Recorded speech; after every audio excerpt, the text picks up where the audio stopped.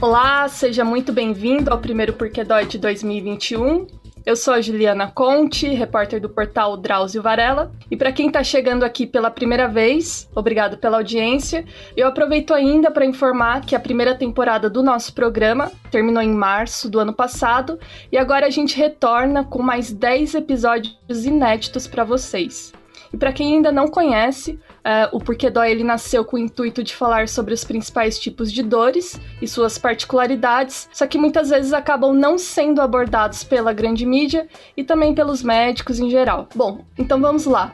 Eu não poderia começar esse primeiro episódio não falando de coronavírus, não tem jeito. Só que hoje a gente vai falar sobre os principais tipos de dores que alguns pacientes relatam sentir mesmo após se curar da doença. É o que os médicos estão chamando de síndrome pós-Covid. Em algumas pessoas, o coronavírus ele pode causar uma inflamação dos músculos, além de piorar algumas dores crônicas. Então tá bem longe de ser só uma gripezinha, como vocês podem perceber. E para falar mais sobre esse tema, é claro que eu vou ressaltar aqui que a gente está gravando de maneira remota por conta da pandemia. Eu convidei hoje a doutora Denise Ornelas, ela que é médica de família e comunidade e também mestre em saúde da família. Bom dia, doutora. Obrigada pela presença aqui hoje. Bom dia, Juliana. Um prazer estar com vocês.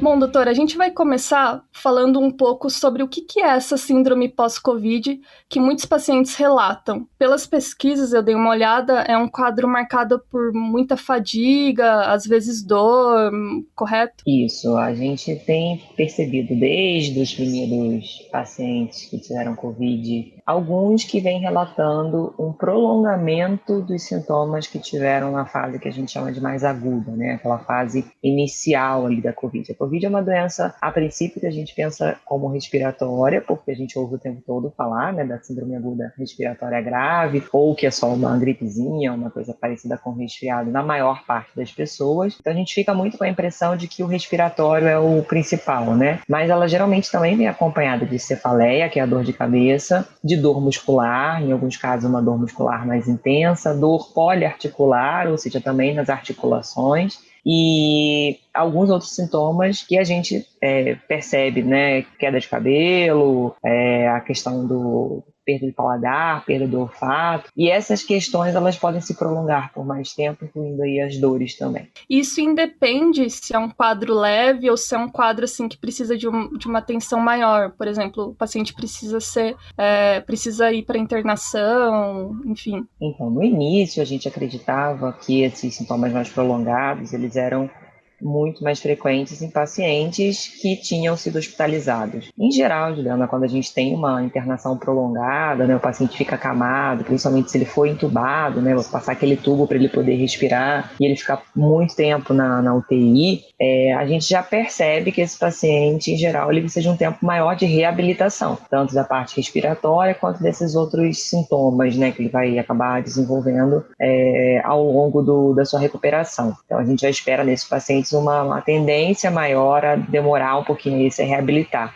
Mas ao longo da pandemia, a gente foi percebendo que os pacientes que tinham casos leves também acabavam tendo essa dificuldade aí de recuperação. Então, tanto às vezes por falta de ar, né, a dispneia mais prolongadamente também. Então, ao fazer esforços ou mesmo em repouso, tinham esse relato de sensação de falta de ar. Em alguns casos, a gente associou isso a uma parte psicológica inicialmente, né? Às vezes o paciente ficou muito ansioso, a gente sabe que gera muita angústia, mesmo nos casos leves, passar aqueles primeiros 10 dias ali, saber se vai piorar a doença ou não. Mas depois a gente foi tendo os relatos e foi acompanhando os pacientes e percebendo que não, os pacientes com a doença leve, eles também podem ficar prolongadamente com as dores, com a fadiga muscular, com todo esse quadro aí de Covid que a gente tem chamado de prolongada. Dor no peito, né, doutora? Muitos pacientes chegou pela internet aqui no YouTube pra gente que relatam dor no peito. Tem a ver com pulmão, sei lá, o vírus acaba danificando? Pode sim, Juliana. A gente tem, principalmente nos quadros aí que o vírus consegue fazer uma pneumonia, né, que ele causa uma inflamação maior nas vias aéreas baixas, ou seja, na parte pulmonar, que essas pessoas elas relatam, né, dores no peito. A gente tem que ficar sempre muito atento, porque a Covid, como doença, a gente tem uma doença multissistêmica, que a gente, né, diz, ou seja, uma doença que não afeta só um sistema, ela afeta vários, então além do sistema respiratório, A gente sabe que o vírus gosta de invadir aí as células do sistema cardiológico, do coração, que o vírus ele também tem o que a gente chama de neurotropismo, então ele também tem uma ligação assim, né, com o sistema neurológico, então ele promove uma resposta inflamatória importante que atinge o sistema neurológico também, ele atinge o sistema digestivo, então todos esses sistemas sendo afetados pela Covid, eles geram uma resposta imunológica, uma resposta ao vírus, que tende a causar outros agravamentos. E aí, no caso da dor no peito, você falando da multissistêmica justamente para tentar explicar isso, o coração é um órgão que pode ser afetado. A gente pode ter uma doença chamada miocardite durante a Covid. Então, se o paciente tiver a miocardite, que é a inflamação muscular do coração, ou mesmo a pericardite, que é do pericárdio, é uma membrana que recobre o coração, a gente tem que ficar atento para essa dor no peito também não ser um sintoma específico dessa condição cardiológica. E aí a gente também tem alguns pacientes que sofrem, né, de doenças pré-existentes, hipertensão, diabetes, que já tem mais chance de ter infarto do miocárdio, que é o músculo do coração. Então tem que ficar atento a tudo isso para a gente ter certeza que esse coração ele não está sendo afetado. Essa dor no peito, ela não é só de origem respiratória, ela pode também ser de origem cardiológica. Mas normalmente esses sintomas ele ocorrem durante assim a fase, né, que o paciente está ali doente, etc.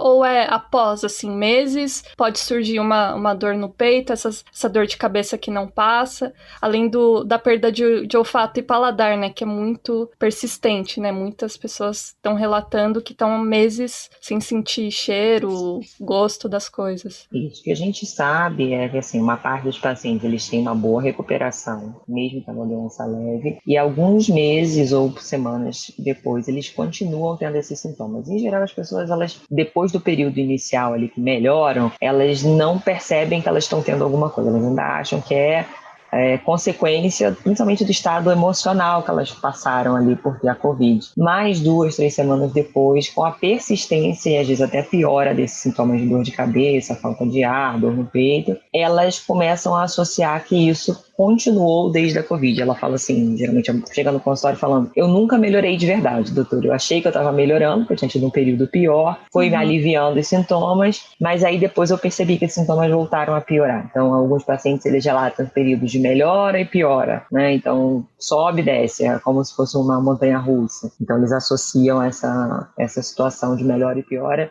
de acordo com a piora mesmo da sensação de estar doente, né? Porque em geral, né, para a gente explicar para os nossos ouvintes aí, em geral, infecções virais multissistêmicas, como eu falei, né, que promovem doença em vários órgãos do corpo, elas têm essa tendência a promover a fadiga crônica, que não é uma fadiga de exercício, não é porque você fez um exercício e você ficou cansado, não é porque você dormiu mal à noite, e aí se você no dia seguinte acordar cansado, você for descansar, você consegue se recuperar. Não é um cansaço comum, né? Não, ele é persistente. Essa é a grande diferença. Assim, não adianta descansar que você não melhora. Então, a fadiga crônica, essa sensação de estar o tempo inteiro cansado, dos músculos estarem doendo, do corpo estar, né, mal, de você estar irritadiço, muitas vezes também vem acompanhado da dor de cabeça, vem acompanhado dessa sensação de mal-estar para respirar, ela mostra para a gente um processo diferente, né, de fadigamento crônico, que, como eu disse, pode vir de outras infecções virais também, mas na Covid a gente tem visto com uma frequência grande. Vários estudos estão em andamento, inclusive, para poder entender melhor, né, isso, por que isso acontece, por que isso tem persistido, quais são os fatores aí que podem fazer com que uma pessoa se recupere completamente e outra não. E no caso, assim, vocês sabem já como que o vírus causa isso, como que ele consegue causar tanto estrago, porque dá para ver que o corpo, dependendo do paciente, muda, né? Altera totalmente. Sim, assim, em geral a gente tem modelos, né, de respostas imunológicas ao vírus. Então, a Covid, por ser uma infecção nova no nosso organismo, a maior parte das pessoas vai reagir de uma forma a reconhecer esse vírus e combater esse vírus. E aí, o combate a esse vírus, ele passa por ter uma resposta que a gente chama de inata, uma resposta que é geral para qualquer micro-organismo que entra no nosso corpo, e ela vai se tornando, ao longo da doença, uma resposta mais específica para gerar uma memória desse inimigo, né, desse vírus, e manter os nossas células, principalmente aí, as células de defesa, as células B, as células T, com a capacidade de, estando novamente expostas ao Covid, a coronavírus, na verdade, né, a Covid é a doença, poder reagir e evitar que a gente fique doente novamente. A gente ainda não sabe quanto tempo dura essa resposta imunológica. A gente não sabe se esse vírus mutando, como a gente tem aí as novas variantes, e a gente estando exposto novamente a essas variantes, se seria uma possibilidade, por exemplo, desse organismo estar reagindo a cada vez que ele tem novamente o encontro com a Covid. Então aqui vai até um recado para quem está ouvindo, né? Não é que você teve Covid a primeira vez que você não vai ter de novo, é que você não teve contato com o vírus novamente. Então assim, você pode ter a doença, ter contatos periódicos com o vírus, porque ele está circulando, e cada vez que você tem esse contato, seu corpo começa a reagir novamente. Você nem fica doente em si, mas aquela memória da resposta à doença faz com que você tenha sintomas, entendeu? Se não, não é a Covid que está pegando você de novo, você consegue combater, mas o teu corpo reagindo à possibilidade de você pegar a Covid te dá, talvez, esses sintomas. Então, por isso que talvez ele iria e voltaria, né? E tem outros sintomas aí que as pessoas têm relatado, né, a questão de alterações menstruais, por exemplo, as mulheres têm já falado sobre isso, né, pós-Covid. A gente tem ouvido algumas queixas aí que a gente tem tentado relacionar com a possibilidade de tecido de prolongamento aí da Covid. E dá pra gente falar, assim, que as pessoas, elas, em algum período, elas vão se recuperar totalmente ou ainda tá meio incerto, assim, desses sintomas adjacentes, assim, vamos dizer? Juliana, a gente tem alguns estudos que falam pra gente, estudos de acompanhamento, né, dos pacientes ao longo do tempo. Então, a pessoa que teve Covid, que começa a relatar a persistência de sintomas, ela pode entrar num estudo para que a gente possa ir acompanhando ela e percebendo melhor ou pior. Alguns desses estudos, principalmente internacionais, mostram pra gente que uma parte importante, mais de metade das pessoas que referem esses sintomas, depois de 6 meses elas melhoram. Elas dizem que os sintomas eles vão diminuindo até cessar. Mas são pessoas que continuam em acompanhamento para que a gente possa justamente ter, né, esse perfil da doença. Quando a gente tem uma doença nova, para a gente escrever um capítulo de livro sobre ela, para a gente poder ensinar para os futuros estudantes de medicina, para os enfermeiros, para os técnicos, para quem cuida dessas pessoas, né, fisioterapeutas principalmente, aí, que são grandes aliados nesse trabalho multiprofissional, os terapeutas ocupacionais, os próprios psicólogos também. Para a gente ter esse conhecimento, a gente precisa, de fato, acompanhar muitas pessoas, né? Ouvir os relatos dessas pessoas, fazer exames e ter noção de realmente porcentagens, assim, quem ficou com mais sequela, quem não, quanto tempo tem a duração média. Então, tudo isso a gente é muito novo, porque, afinal de contas, a gente vai ter aí em março ainda, 1 ano completando de pandemia. No caso, a perda de olfato e paladar, né? Eu lembro que esses sintomas que começaram, que muitas pessoas começaram a relatar, foi assim, depois de meses, né, que começou a pandemia, e aí começaram a classificar como um sintoma bem determinante, né, de infecção. Por que afeta tanto o sistema, como que eu falo? Na verdade, as pessoas pensam que é o sistema respiratório, né? Porque as células de olfato e paladar, eles ficam justamente no nosso nariz, na nossa boca, mas eles são parte do sistema nervoso central ali, né? Tá diretamente ligado para o cérebro. São as funções de olfato e paladar, são funções de adaptação ao ambiente. A gente fala de homeostasia. Eu preciso, para saber se o ambiente está bom para eu viver, sentir cheiros, eu preciso sentir o paladar das coisas. Então a gente acha que está muito ligado só à parte gastroenterológica, né, a parte da alimentação, mas não é só isso. Sentir cheiro me permite, se eu estou sentindo um odor desagradável, sair daquele ambiente, porque geralmente esse odor é tóxico, né? Se eu sinto um gosto de alguma coisa que é metálica, alguma coisa que não é agradável ao paladar, eu paro de comer aquela coisa porque provavelmente ela é tóxica para o meu organismo. Então, tanto o sistema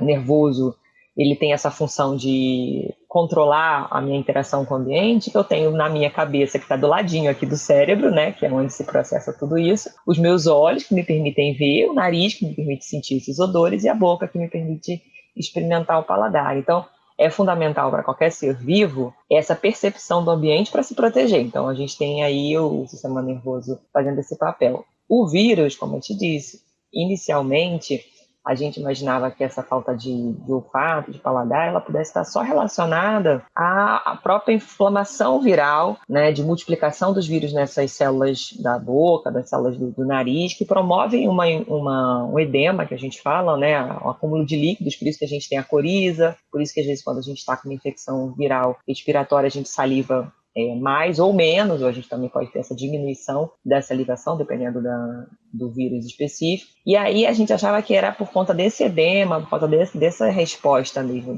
das células que recobrem a boca, né, do epitélio que a gente fala, do nariz e da boca, que a gente tinha essas alterações de paladar e olfato. E quando, na verdade, a gente foi ver, principalmente aí os otorrinolaringologistas foram estudando e percebendo um número cada vez maior de pessoas falando que estava com a falta de olfato, de paladar, na verdade o vírus ele promove inflamações diretas nas células neurológicas, né, que estão relacionadas ao olfato e paladar. E aí esse edema, essa inflamação ali nesses locais, ele muda o padrão de comportamento dessas células, e aí ele faz até alguma perda de células. A gente pode ter morte celular desses neurônios aí que fazem essa captação do cheiro, a captação do paladar. Então é muito diferente essa forma. E aí a gente tem um momento de expressão maior desses sintomas na fase aguda, né? Geralmente ali pelo 3º, 4º dia, quando o paciente ele começa a ter essa perda. Isso vai ser progressivo, alguns relatam que perdem completamente, não sentem cheiro de nada, não sentem gosto de nada, pode comer uma cebola que não está nem ligando, nem lacrimeja, porque né, não tem essa percepção. Outros já vão dizendo que não, que tem uma perda parcial, alguns cheiros, alguns tipos de sabor vão perdendo mais. E o que a gente tem hoje é um treinamento olfatório, um treinamento para o paciente sabendo, né, que aquele cheiro de café, bota no nariz e sente cheiro de café. Cheiro de mel, bota perto do nariz e sente cheiro de mel. Faz esse treinamento com algumas substâncias e por tempo determinado. E aí ele vai readquirindo essa capacidade de percepção. E no caso, doutora, dá para dizer que a vacina, pelo menos ela vai prevenir, assim, mesmo que seja um quadro leve, esses casos de síndrome pós-Covid, ou ainda não dá para saber? Olha, isso é uma hipótese, uma boa hipótese, inclusive, né? Qual é a ideia das vacinas? A gente tem alguns tipos diferentes de vacina, mas, em geral, a ideia de todas elas é que a gente apresente o vírus para o nosso organismo de uma forma mais leve, que o organismo ele consiga combater, né, de alguma forma, essa apresentação inicial com uma parte do vírus ou com o vírus inativado, como é o caso da Coronavac, e aí, combatendo uma parte do vírus ou combatendo partícula inativada, ficar com essa resposta para justamente quando eu encontrar com o vírus de novo, eu já consegui deter ele logo no início. Deter ele logo no início significaria, por onde o vírus entra no nosso organismo, nariz, boca, mais raramente pelos olhos, pelas mucosas que a gente fala. Então, se eu consigo já deter o vírus nessa fase de começar a se multiplicar nas minhas células do nariz e da boca, antes dele fazer esse estrago, antes dele chegar a conseguir destruir quantidade de células, eu teoricamente não teria esses sintomas também. Mas é uma hipótese, a gente vai precisar ver ao longo do tempo aí como é que isso acontece. E no caso, doutora, eu queria que a senhora também explicasse que o coronavírus, né, por ser uma enfermidade nova aí para todo mundo, mas tem outras doenças que também provocam isso, né, a longo prazo, vírus também. Por exemplo, a chikungunya, né, que muitos pacientes relatam dor nas inflamações, assim, meses após serem infectados, curados, etc. Isso. Tem alguns mecanismos, é até interessante, curiosidade do ponto de vista científico aí falar sobre isso, porque os vírus, eles, em geral, promovem uma resposta inflamatória, uma resposta imunológica intensa no nosso organismo para que a gente possa combatê-los, né? Qual é o problema disso? O problema disso é que algumas partes do vírus elas podem ser muito parecidas com partes do nosso organismo. O vírus, para entrar nas nossas células, ele usa proteínas, né? Ele usa... a gente, em biologia, fala muito assim, de chave e fechadura para poder explicar para os alunos mais, né, essa coisa da entrada do vírus na célula. Então, para essa chave e essa fechadura encaixarem, em geral, a gente tem combinações específicas. E algumas células do nosso corpo reproduzem, mimetizam, que a gente fala, essas combinações que podem estar no vírus também. né? Então, às vezes, eu combatendo o vírus, eu estou combatendo alguma molécula, algum pedacinho do meu próprio organismo. E isso pode me fazer ter uma dor prolongada, ter uma situação de prolongamento desse quadro. Outra coisa que pode acontecer é os próprios anticorpos que eu produzo para combater esse vírus, eles podem se depositar em algumas regiões do meu corpo, então, por exemplo, articulações, eles podem se depositar em lugares que quando ficam mais cheios, digamos assim, né, mais saturados desses anticorpos, tem uma resposta inflamatória local ali, então acaba gerando um endurecimento dessas articulações, aumenta a dor na hora de fazer essa mobilização, por exemplo, né? Então a chikungunya, dengue, algumas outras viroses, arboviroses que a gente fala, tem essa característica, por exemplo, também, que é o coronavírus tem demonstrado aí, de ter sintomas mais prolongados, deixar sequelas, digamos assim, né? Interessante. E isso pode ser pior se a infecção for pior. Então, assim, tende-se a quanto mais o quadro for grande, né, que a gente fala, e sem tratamento adequado, né, sem diminuir essa resposta inflamatória no momento certo, como a gente sabe que pode ser feito nos UTIs e tal, isso pode ser piorado. Então, a gente vai estar sempre aí olhando para esses detalhes, né?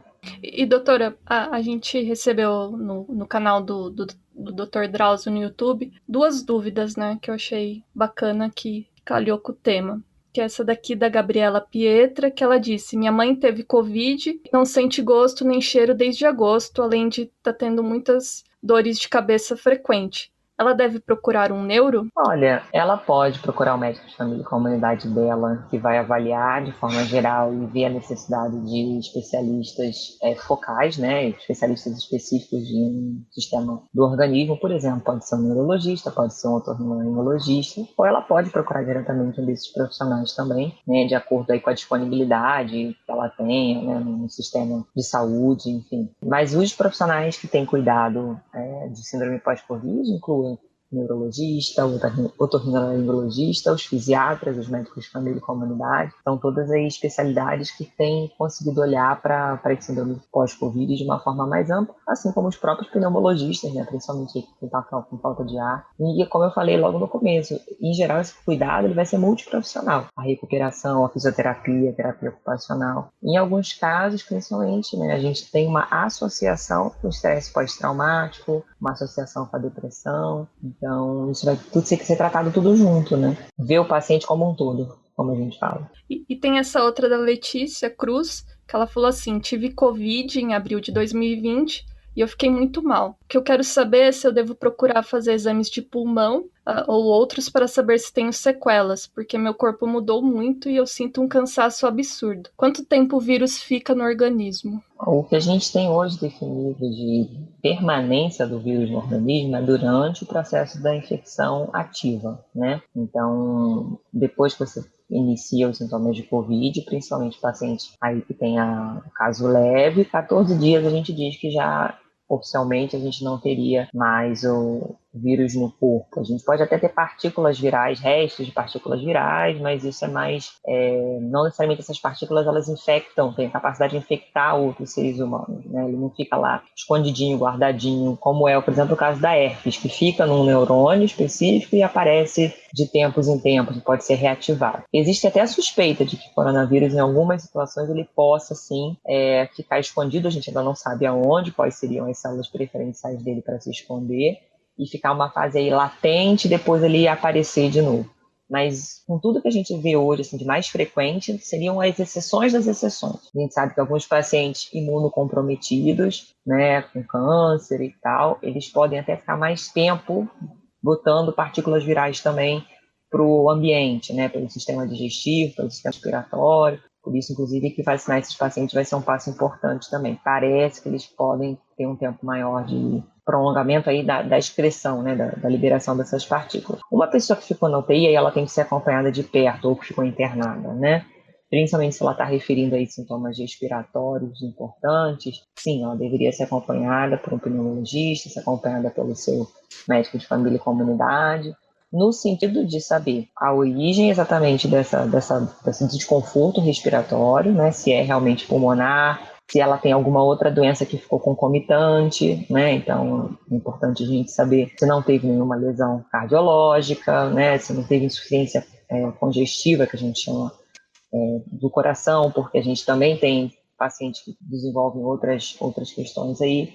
Então, sim, se você for internado de forma grave, tem que procurar um profissional para te acompanhar e saber como é que vai reabilitar. Porque na maior parte dos casos que a gente vê, pacientes que ficaram na UTI, ficaram internados e precisam de uma reabilitação pela internação, às vezes não é nem pela Covid em si, não é o vírus que continua lá, não é uma sequela necessariamente, né? Quando a gente fica muito tempo acamado, a gente perde massa muscular, a gente diminui a capacidade respiratória se também não fizer fisioterapia constante durante o tempo que, né, a gente fica internado. Então, tem que olhar essa pessoa direitinho e tem que cuidar. Bom, doutora, tem mais alguma coisa que a senhora gostaria de reforçar, ressaltar, que de repente eu não perguntei? Ou deixar algum recado? O mais importante assim, da questão da síndrome pós-Covid, da Covid prolongada, é o paciente, a pessoa que está sentindo alguma coisa, acreditar nela mesma, né? Muitas vezes a gente, né, é coisa da minha cabeça,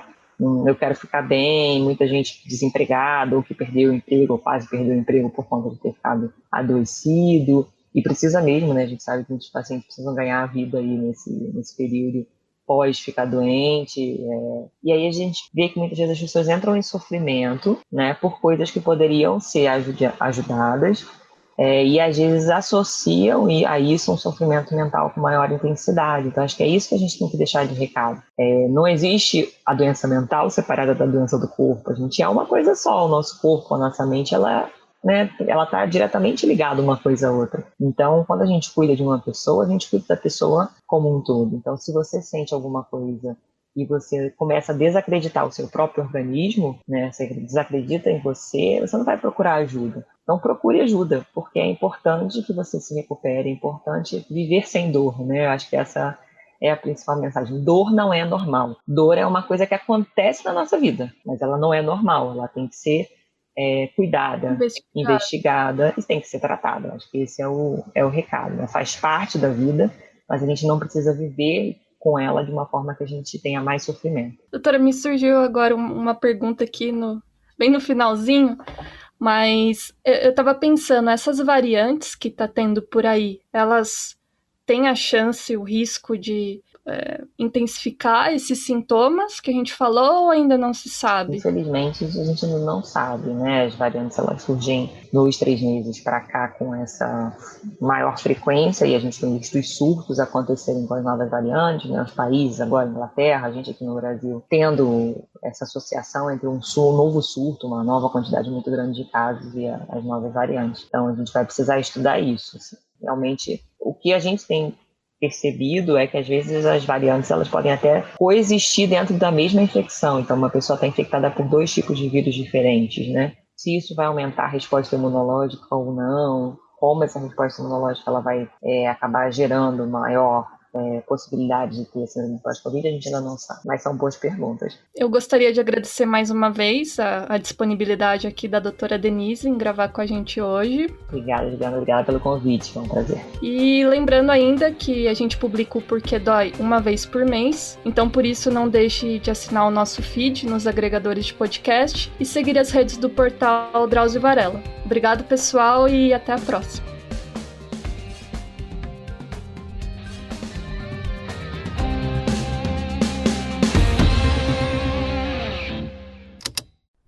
Esse programa foi editado pela Estalo Podcasts.